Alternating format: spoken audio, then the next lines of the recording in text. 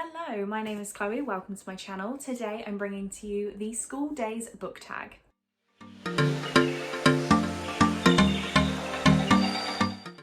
So I was tagged in this by Victoria at What Victoria Read, who is the creator of this tag. So her video is linked down in the description for you. Please do go check it out. It is such a creative tag. I love the question. She's put so much effort into this.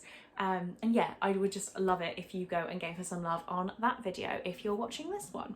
So this tag is separated into times of the day and school subjects. So I'm going to do all of the times of day that are mentioned, and then I've picked a few subjects that work well for me and my reading tastes. So I won't be reading out every prompt, so you definitely need to go check out Victoria's video to get some of the other prompts, especially if I tag you. You need to watch Victoria's video to get all of the information you need. I hope that's okay. So just jumping into it, or we'll be here literally all day. The first prompt is First Bell. Tell us about the book that first got you into reading. So because it's me, there's no way I could pick one book, but I have gone for two childhood authors, and like two authors from my childhood and one book from each of them that I would like to talk to you about. So my favourite childhood authors were Kathy Cassidy and Jacqueline Wilson. The one that really stands out from Kathy Cassidy is Ginger Snaps. All I remember about this was the girl had ginger hair and she fell in love with a guy who lived on a canal boat and played the saxophone. That is all I can tell you. I actually met Kathy Cassidy as like a 12, 13-year-old maybe. I got my copy of Ginger Snaps signed, and then I, for some reason, put it in a cupboard in my sister's room, which is now this room, so it was in my cupboard, and it never came back out. I don't know where it went, and I regret that every day. My favourite Jacqueline Wilson book is actually one I'm hoping to reread very soon, and that is My Sister Jodie. I cannot remember what this is about, apart from the fact it ruined me, and I think this is one of the first books that genuinely broke me as a reader, as a very young reader.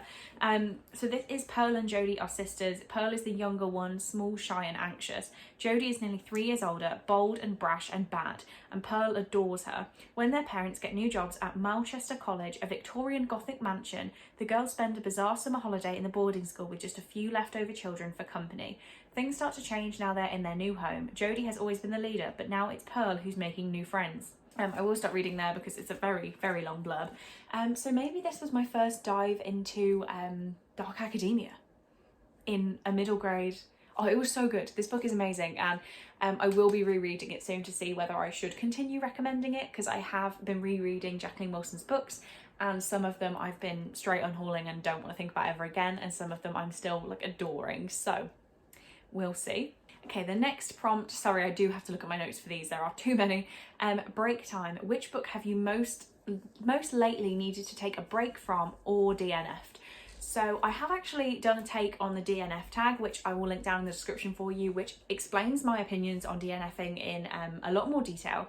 But for me, I don't take a break from books. If I'm taking a break, it means I'm not going to read that book and I just need to unhaul it. So yeah, I don't really take breaks.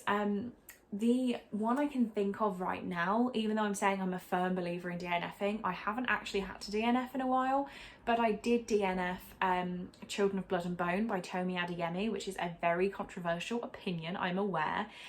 This book is a YA fantasy that I just really struggled to wrap my head around. Maybe it's me and my own intelligence that I could not wrap my head around it. I didn't know what was going on. And yeah, it just wasn't for me. So I feel like I'm trying to get way better with understanding what my personal choices are and not to read things just because of the hype. Like, I need my own interest in them as well. So my DNFing has gone down now. I've started to realise my own choices and tastes, I guess. So next we have Final Bow. Which book have you most recently finished reading? So I actually finished 2 books yesterday and I had about the same length of them left, so I'll talk about them both. The first one is The Chain by Adrian McKinty, which was my buddy read with Emily from Novell Novels for the month. This is an adult thriller about a kidnapping chain. So you kidnap a child, then the parents of that child have to kidnap a child, and when the parents of that child kidnap a child, then your child gets set free. It's a chain. This I ended up giving 3 stars. It wasn't fantastic. The start was amazing, the end was a flop. You'll hear more about it in my wrap up for this month and my reading vlogs, of course. But yeah, 3 stars to that one. Yesterday I also finished The Library of Lost Things by Laura, I can never get her name right, I forget it every time.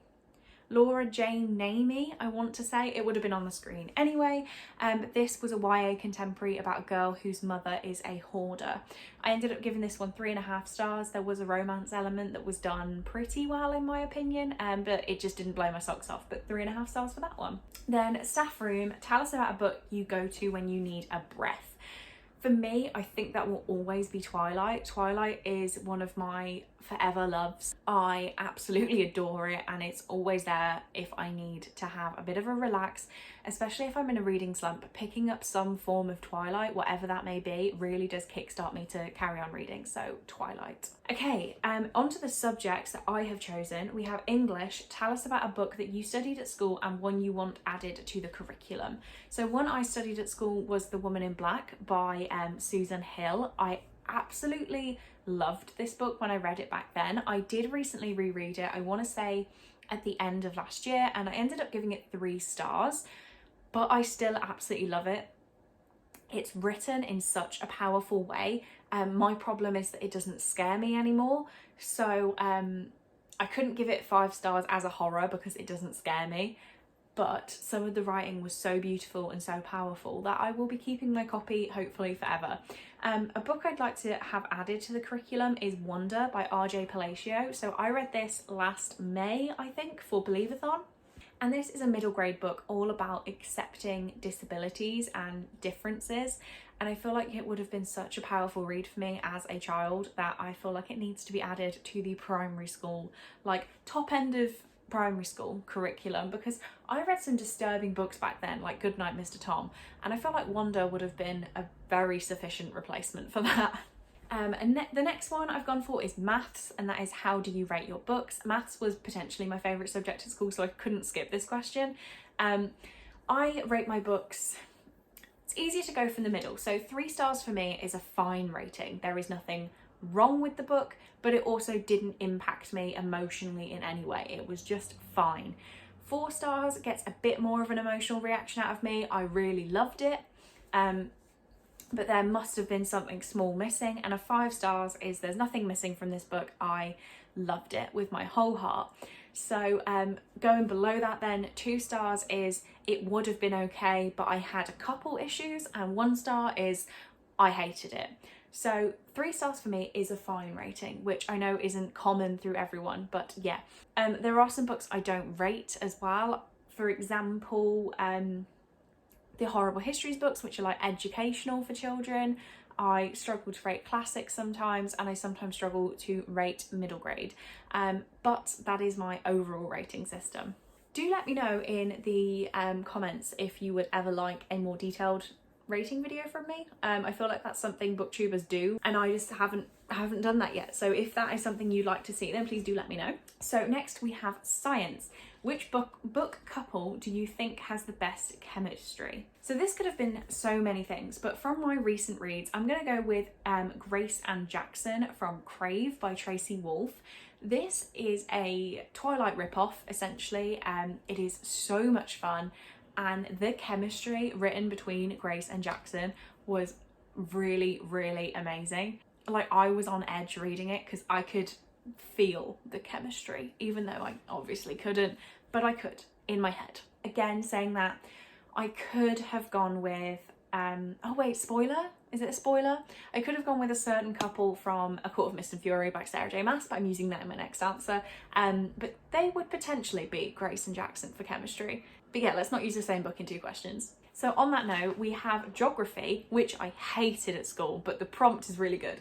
And that is describe a book that has a great sense of place and world building. So I have gone in this book for A Court of Mist and Fury by Sarah J Maas. This is the 2nd book in the ACOTAR series, if you're unaware, and I just feel like it has such a good sense of world building in terms of explaining the world from the 1st book. It goes into much more detail of how that had formed and the different, but I can't say it without spoiling it, but it builds on what we have in the 1st book in like a 700-page book, so you know it needed to build. but it builds on that and gives us so much more explanation of everything we were asking about in the first book. And when the characters were in a certain place, I felt like I was there with them. So I had to give that as the answer to this question. Next we have PE, show me the biggest book on your TBR. So according to Goodreads, even though my copy has slightly less pages, but I do think it still wins, my biggest book is Queen of Air and Darkness by Cassandra Clare, which is, how many pages is my copy? 870 pages. So if you would have asked me this question 6 months ago, it would have been It by Stephen King, but I conquered that beast and unhauled it. So yeah, this is my biggest book, and it's quite something. You could do some damage with this very easily. So now we have art, which was my least favourite subject. I only did it for 2 years. I managed to get out of it after year 8. So for international viewers, how old is that? Like 12, 13? I managed to stop doing it. But that is show us 3 books that you think have the best cover. Unfortunately, I don't know where some of these books are. I am mid planning to move, so I don't want to go through boxes, but I will put my edition on the screen hopefully for you. The first one is The Bone Houses by Emily Lloyd-Jones. So Laura, the lovely Laura, got me this for my birthday last month, and it is absolutely gorgeous. The naked hardback looks like a dark academia style book, and the skull on the cover it's gorgeous. Next we have These Violent Delights by Chloe Gong, which was another birthday present, and it is gorgeous. I think it's the Fairy Loot edition. It has the lovely pink sprayed edges and everything, but I even like the standard copy. It is so cute, so cute. And then the other one I've gone for is Horror Store by Grady Hendrix, which is a controversial choice, but I'm going to try and find a photo of the back of the book for you just to show you how the front differs from the back. And I just think this is such a cool creative choice. So it's not the prettiest, but it is the best.